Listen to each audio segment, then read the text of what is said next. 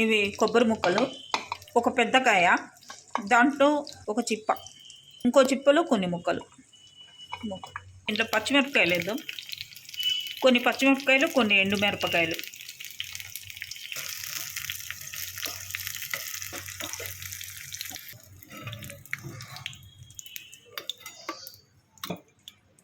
ఈ ముక్కలకి ఈ చింతపండు నానబెట్టుకుందాం. ఈ వేయించుకున్న మిర్చిని బ్లెండర్లో వేసుకుందాం. కొంచెం ఉప్పు వేసుకుందాం, తగినంత వేసుకోండి మీరు. 1.5 స్పూన్ వేసుకున్నాం. కొంచెం ఇంగువ, కొంచెం పసుపు, కొంచెం మెంతిపిండి. లైట్ చింతపండు వేస్తాం కాబట్టి కొంచెం మెంతిపిండి వేస్తే టేస్ట్ వస్తుంది. కొంచెం చింతపండు, ఇది నానబెట్టుకున్న చింతపండు, పెద్ద ఉసిరికాయ, పెద్ద రేకాయ నానింది. ఇది ఫస్ట్ బ్లెండ్ చేసుకుందామండి. ఇది కరివేపాకు, హెయిర్కి, కళ్ళకి చాలా మంచిది. ముక్కలు వేసుకుందాం. కొబ్బరి ముక్కలు తీస్తున్నా.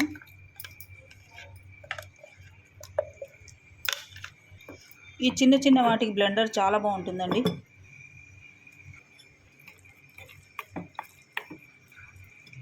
దీంట్లో తాలింపు వేసుకుందాం. ఇందాక మనం ఎండుమిరపకాయలు వేయించుకున్న, ఈ పచ్చిమిరపకాయలు వేయించుకున్న నూనె ఉంది కదా, దాంట్లో ఇంకొంచెం నూనె వేసుకొని మినపప్పు, జీలకర్ర, ఆవాలు, ఎండుమిర్చి, కరివేపాకు తుంపేసుకుందాం. కొంచెం మంచి స్మెల్ పడుతుంది. ఇంగువ,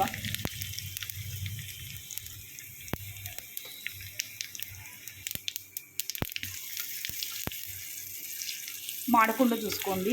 అసలు ఏ వంటకైనా తాలింపే అందం ఇస్తుంది.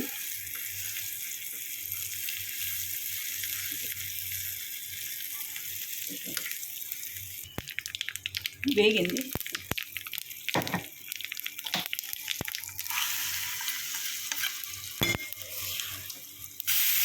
దీంట్లో కొంచెం ఇలా ఇంగు ఉంటుంది కదండి, ఇంగు అవన్నీ దీంట్లోకి వచ్చేటట్టు కొంచెం చట్నీ వేసి కలుపుకోవాలి.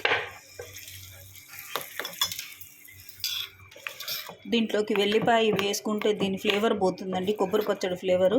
కొంతమంది బెల్లం వేసుకుంటారు, బెల్లంతో కూడా చాలా బాగుంటుంది. కానీ ఇదొక రకం, అదొక రకం. మీకు ఎలా నచ్చితే అలా చేసుకోండి. కొంచెం బెల్లం వేసుకునే వాళ్ళు బెల్లం వేసుకోవచ్చు. లైక్ చేయండి, షేర్ చేయండి, అందరూ సబ్స్క్రైబ్ చేసుకోండి.